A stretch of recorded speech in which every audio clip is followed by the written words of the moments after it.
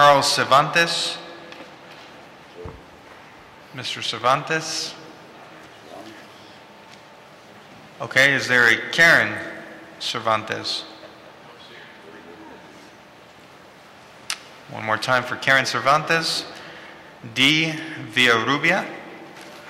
That's me.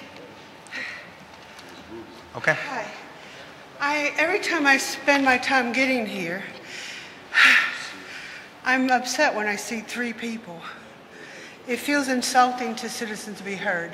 So I thank those of you who are here, and I wish you'd urge the others, like Maria Bazabal, I never can say her name, Bazabal said, when she was city council, this was a sacred duty to the citizens. It's exasperating. So anyway, I'm here to thank you, and you're not even here to hear it. To thank you for the hard work, Mayor Julian Castro. Council people here. And I really don't even think that I want to address the full issue that I came with to come before you, and maybe I'll come back another week when they're here. And in the meantime, whatever happens, then, because it's a code compliance issue, whatever happens, I'll just have to take one day at a time on it. The manager and the attorney, who's I think represented here. First of all, it is very disturbing to see just a few of you here. I personally take it as an insult. This gentleman just arrived a little bit late, and I think she must represent the city attorney, I'm not sure, but she wasn't here. So those of us that spend time, we prepare to come here, and we expect you to listen, and you don't even show up. Thank you very much. Very quickly, and this will probably take 10 or 15 seconds later over my 3-minute time limit. Be reminded of the several expressions of my opinion and recommendations. One, that you create an appropriately funded Department of Peace, that it be conducted through our public schools. Harlandale need to be your first one because of the recent corruption of some of the trustees as aired widely by Channel 4. There's also the tragic dropout rate. One report has it at 57%. Would you listen to that, please? A 57% dropout rate. That's the highest in America. And I think all of you have a responsibility to address that. And you are doing something, but you need to solve it, I think. Please give serious thought to the violence that happens when 57%, those are thousands and thousands of kids who are on the streets, violence results. Think of the unimaginable beheading which are going on at our border with Mexico. These happen because of the huge sale of drugs which cross our border and go to every part of America. Who are the buyers? How many of the buyers go to prison? None of them do. Think of the cruel, brutal treatment which results from Arizona's SB 1070. Not only are immigrants being brutalized, but also great Americans of Indian and Mexican ancestry, all of us and all others who have our beautiful brown skin.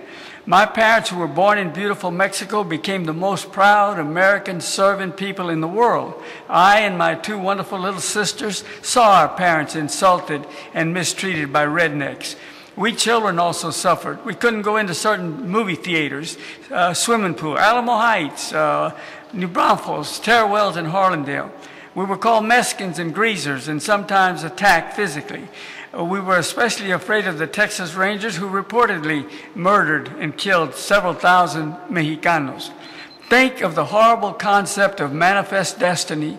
This part of America right here was owned by my ancestors. It was populated by Mexicans and Indians. Americans came in and forced the Indians out, murdered many of them, and forced them out by saying it was for their own good to get out. 10 more seconds, please. Finally, more than 30 city councils from all parts of America have passed resolutions denouncing boycotting Arizona. I'm asking you to do the same thing. Why you haven't done it now, I'd love an explanation. This city is 90% brown. Don't call it census. Those are not accurate. We're 90% brown, and I don't think y'all have done anything. That's beyond belief. I thank you. Thank you very much. We have the group March for Justice, Rodolfo Macias, Red Smith, and Genaro Solis.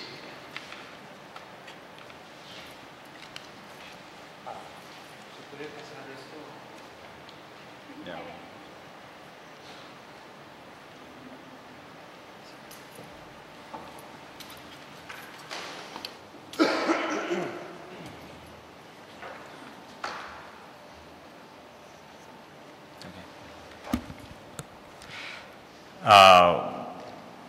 are here today to remind America of the huge obligation to respect indigenous persons and especially to respect citizens of Mexico that share this continent and this hemisphere.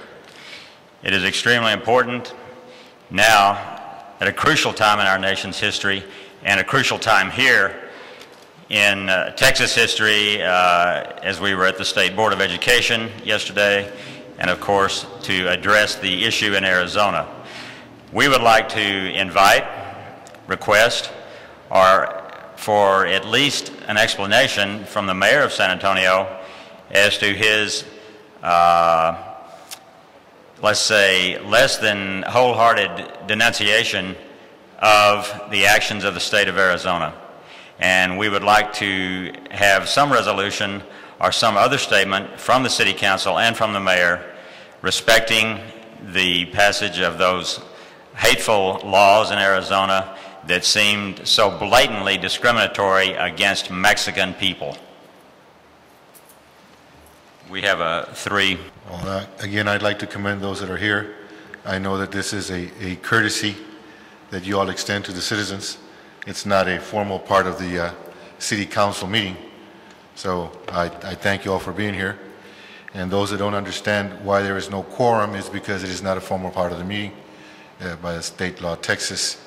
I used to call this citizens to be ignored instead of citizens to be heard, being that it is never televised as the normal part of the City Council meeting is when all the agenda is being spoken of and the zoning and even the ceremonial, I believe, is televised, but not when it comes to citizens to be heard, which this is why I call it citizens to be ignored.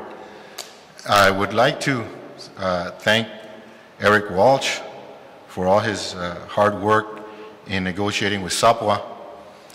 I met with him almost a year ago with our concerns about the Citizen Review Board and about the police not being tested for sobriety when they had their accidents and police abuse. And he was kind enough to attend a meeting along with the mayor's assistant, which we never got the meeting with the mayor, but we met with the assistant and with Eric Walsh, assistant city manager, and voiced our concerns as an organization for human rights. And I'm glad that some of those things were hammered in. I don't think it's still perfect, as I was telling the police chief here, that I don't see why the Police Officers Association can still dictate who sits in a civilian police review board. That is still not satisfactory. I know it's been worked on, but it's still not satisfactory as it sits.